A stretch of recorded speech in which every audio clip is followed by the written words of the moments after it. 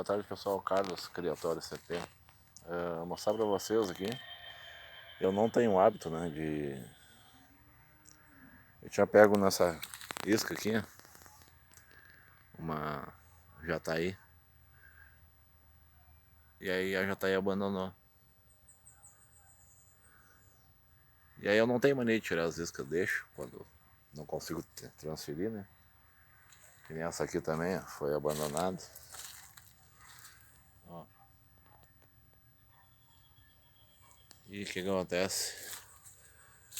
Eu tenho o hábito de deixar, né? Porque fica os recursos ali, cera, própolis, isso e aquilo.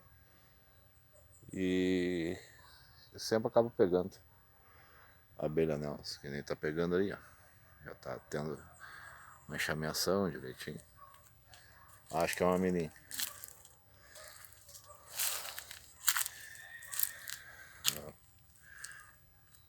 Aqui tá tendo alguma coisa também. Ali é meus escapetes, que eu tenho o hábito de guardar.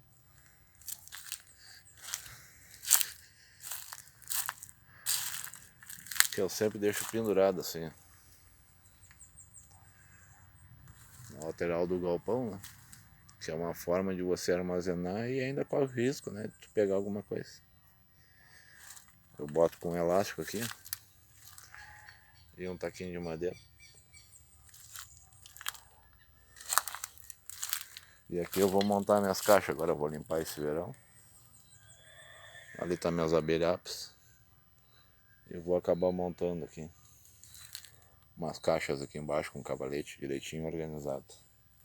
Cercado por causa das minhas galinhas também. Eu tenho uma mirim na caixa, que eu quase perdi, tá aí no vídeo, consegui resgatar. Passando óleo. E ali uma isca para abelha. Para abelha não, desculpe. Para as mosquinhas, esqueci o nome agora. Também tem vídeo no canal. É isso aí, pessoal. Só para compartilhar com vocês. Sempre de bom deixar umas descarmadas do inverno. Nem começou a chameação aqui no sul, já peguei 3 enxames já. Só essa semana porque deu uma esquentadinha. Um abraço a todos.